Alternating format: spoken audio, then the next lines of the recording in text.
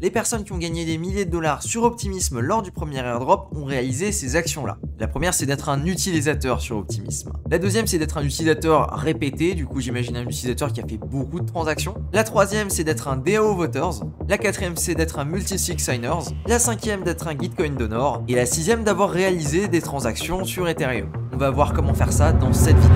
Si tu as déjà suivi les premières vidéos, tu as dû voir qu'on s'est positionné sur les quêtes Optimism. Petit rappel, pour les quêtes Optimism, ça se termine vers le 15 janvier, donc tarde pas trop si tu les as pas encore toutes faites. On va donc sans plus attendre attaquer le DAO Voters. Comme d'habitude, je le rappelle, ça ne garantit absolument pas un airdrop, par contre ça permet de maximiser ses chances, surtout qu'on se base sur les critères qui ont été utilisés lors du premier airdrop. Il y a donc des bonnes chances que certains de ces critères-là soient réutilisés pour le deuxième, et en plus de ça, ça nous permet de cumuler des transactions sur le réseau, histoire d'être bien dans la catégorie des utilisateurs répétés. Première chose à faire du coup pour devenir un DAO Voters, c'est d'avoir de l'optimisme.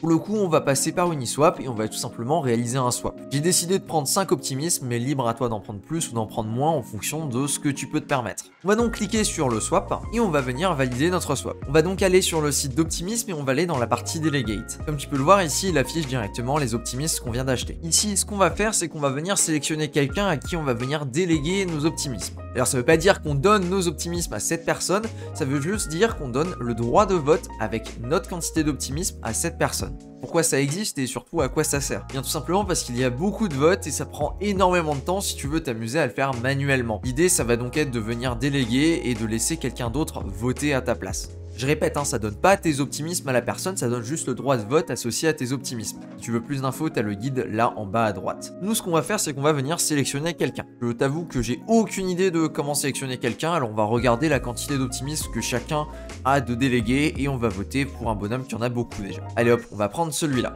Et là, tu peux voir que maintenant le bouton Delegate est activé. On va donc cliquer sur Delegate, ça nous envoie une transaction et on peut voir juste en dessous qu'on a un Current Delegate, du coup la personne à laquelle on délègue à l'heure actuelle, et cette personne là c'est Linda Xi dont on a voté à l'instant. Maintenant si tu as envie de vérifier, tu peux checker sur ton Etherscan ou sur ton Optimism Scan et tu vas voir qu'il y a toujours ton optimisme sur ton compte. Sinon tu peux également voter manuellement. Pour ça il faudra donc avoir des optimismes sur ton compte et ensuite il faudra venir sur la page Snapshot de chez Optimism. Ici tu peux voir les derniers votes en date, par exemple ici ils sont actifs et ceux-là sont fermés. Si tu es éligible pour un vote, c'est-à-dire que tu as les tokens avant que le vote a été proposé, eh bien aucun souci, tu pourras voter très facilement. Et d'ailleurs c'est ce que je vais faire, je pense que je vais enlever ma délégation pour pouvoir voter moi-même lors du prochain vote. On va donc déléguer à nous-mêmes. J'ai pas trouvé comment redéléguer sur le site, alors je suis allé sur le smart contract et j'ai juste délégué à ma propre adresse. Très simple, il suffit juste d'aller donc dans Write Contract, se connecter avec son adresse et aller dans le 5e point Delegate. Ici tu rentres l'adresse à laquelle tu veux déléguer, donc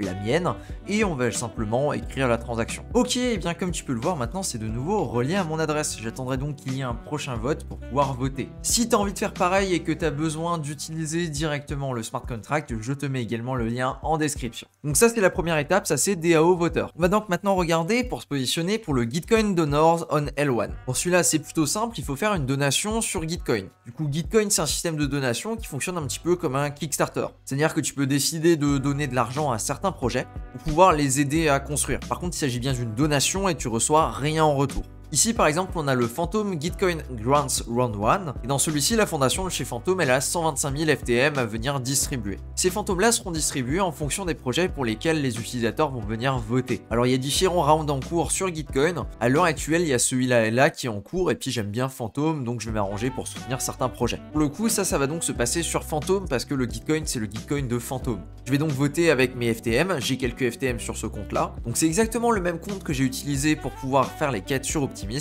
et je vais l'utiliser maintenant sur un autre réseau, le réseau Phantom, pour pouvoir voter au niveau du Gitcoin Grants Round 1 pour Phantom. Si tu n'as pas de Phantom, tu peux directement en acheter sur la majorité des échanges et venir te les envoyer sur ton adresse. Il y a énormément de grants qui sont en cours, d'autres sont plus générales et certaines sont vraiment ciblées pour certains projets comme par exemple les écosystèmes pour Phantom et il y en a une autre en cours qui est pour l'UNICEF. Donc c'est vraiment à toi de voir pourquoi tu as envie de voter. Pour le coup, nous ici on va le faire sur Phantom. Donc il y a certains projets sur Phantom que j'aime bien et je vais tout simplement voter pour eux. Donc il y a Liquid Driver que j'aime bien, il y a Spirit Swap que j'aime bien, le Spiritopoly qui est cool aussi, et il y a aussi Slowstopia. Donc j'ai cliqué sur ajouter à la shortlist. Là comme tu peux le voir, j'ai donc la page là qui va venir s'afficher. Ici donc on va venir les afficher, tac, amount 8. Et donc on va mettre, donc ça c'est mon exemple, hein. Toi tu es libre de venir faire des donations à absolument qui tu veux. Ok, donc on va pouvoir valider la donation. Effectivement on a le petit message et tout qui va bien.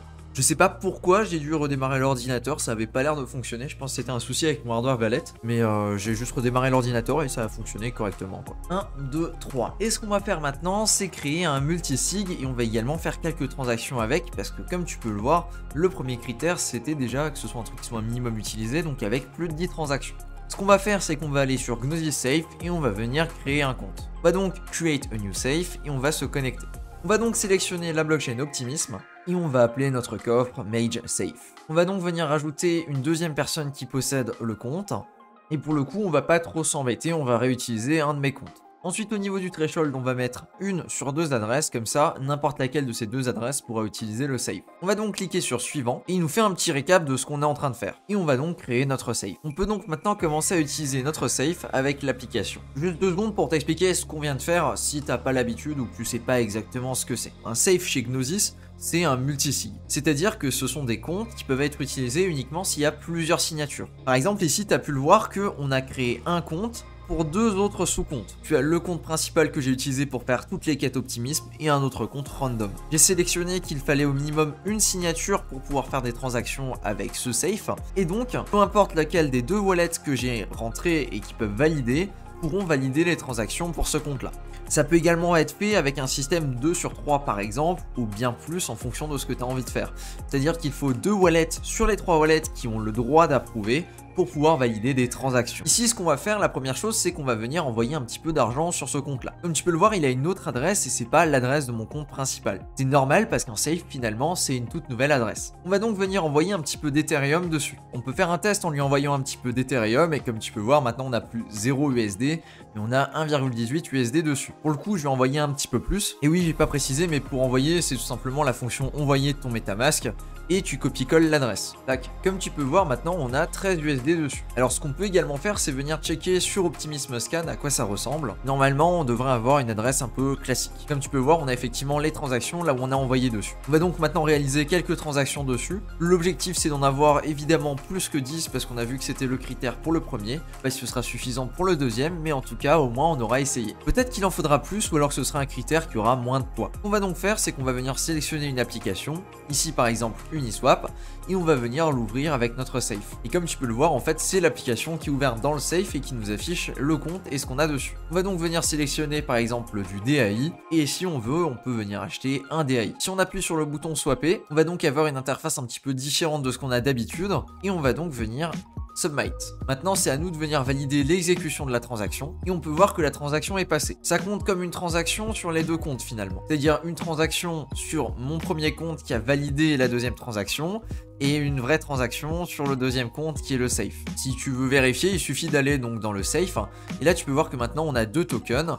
On a donc de l'Ethereum et on a du DAI stablecoin. Attention à noter, les frais de gaz ils sont payés par l'adresse qui va venir valider la transaction. Dans ce cas, c'est mon adresse principale et c'est pas le safe. Je peux utiliser différentes applications avec. Malheureusement, il n'y a pas toutes les applications, mais il y en a quand même quelques-unes dessus. Et à partir du moment là où tu as terminé de t'amuser, tu peux tout simplement venir renvoyer tes assets ou alors les garder dessus en fonction de ce que tu as envie de faire. Pour venir les renvoyer, c'est très simple. Il y a une fonction qui s'appelle Drain Account qui permet de renvoyer tous les fonds qu'il y avait sur le safe vers une autre adresse. Ici, tac, il nous propose donc toutes les crypto-monnaies qu'il y a dessus. Tu sélectionnes l'adresse et tu peux tout envoyer. Attention cependant, j'ai pas vu la condition apparaître sur Multisig Signers, mais c'est très probable que effectivement, si le compte avait rien dessus, eh bien, ce n'était pas considéré. Donc attention à toi si tu t'amuses à drainer le compte trop tôt.